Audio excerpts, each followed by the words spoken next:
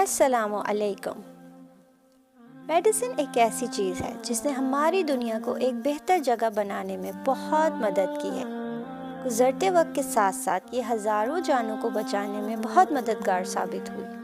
یہ ایک ایسی چیز ہے جس کے بغیر اب ہم نہیں رہنا چاہتے، اور اس معاملے میں جس شخصیت کا خیال ہمارے ذہن میں سب سے پہلے آنا چاہیے وہ ہے ابن سینا، یا انگلش میں اویسنا۔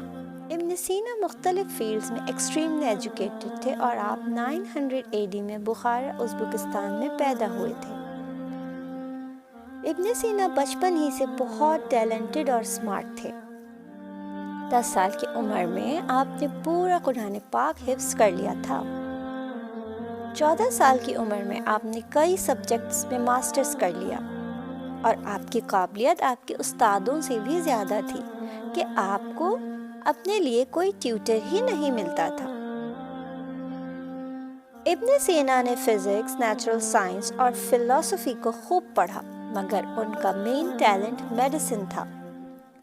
16 ایئرز کی ایج میں آپ نے میڈیسن پڑھنا شروع کر دی اور اپنی کئی ڈسکوریز بھی کی۔ جب آپ 18 ایئرز کے ہوئے تو بخارا کے سلطان شدید بیمار ہو گئے اور ایک ایسی مہلک بیماری میں گرفتار ہو گئے کہ کوئی بھی ڈاکٹر ان کا علاج نہیں کر پا رہا تھا۔ آخرکار ابن سینا آئے اور اللہ کے حکم سے اپنی دوا دے کر سلطان کا علاج کر دیا۔ اتنی چھوٹی سی عمر میں یہ کمال کر کے انہوں نے سلطان کو حیران کر دیا۔ سلطان نے خوش ہو کر ابن سینا کو رائل لائبریری جانے اور وہاں کی کتابیں پڑھنے کی اجازت دے دی، جہاں سے ابن سینا نے دنیا بھر کی تعلیم حاصل کی۔ 20 ایئرز کی عمر میں وہ دنیا کے وائزسٹ مین میں سے ایک تھے۔ دن بدن جیسے جیسے وہ اپنی معلومات اور علم میں اضافہ کرتے رہے، انہوں نے اس علم کو مستقبل کی جنریشن تک منتقل کرنے کا سوچا۔ اس کے لیے انہوں نے 21 ایئرز کی ایج میں اپنے کام اور تجربات کے حوالے سے کتابیں لکھنی شروع کی، لیکن ان کی سب سے فیمس بک 1025 میں پبلش ہوئی جب وہ 45 ایئرز کے تھے۔ اس کتاب کا نام کینن آف نالج تھا اور اس کے 5 پارٹس تھے۔ یہ بک تعلیم دیتی کہ ہمارا جسم کس طرح کام کرتا ہے، کون کون سی بیماریاں ہمیں سر سے پیر تک کس کس طرح اثر کرتی ہیں، اور ان کے کیور کے لیے ان کا علاج اور دوائیں کیا ہونی چاہیے۔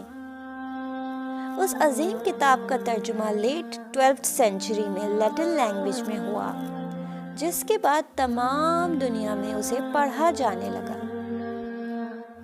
یہ کتاب اور اس کے علاوہ ابن سینا کی باقی کئی کتابیں ماڈرن میڈیسن کے لیے فنڈامنٹل کی حیثیت رکھتی ہیں، اور میڈیسن کے اسٹوڈنٹس کے لیے یہ پڑھنا ضروری ہوتا ہے۔ اسی وجہ سے ابن سینا کو فادر آف ماڈرن میڈیسن کہا جاتا ہے۔ نیکسٹ ٹائم جب آپ میڈیسن کے بارے میں سوچیں تو یاد رکھیں اپنے مسلم بردر ابن سینا کو، جنہوں نے اس کو ممکن بنایا، اور یہ بھی یاد رکھیں کہ اگر آپ اور محنت اور لگن سے کام کریں گے تو ایک نہ ایک دن ضرور کامیاب ہوں گے انشاءاللہ۔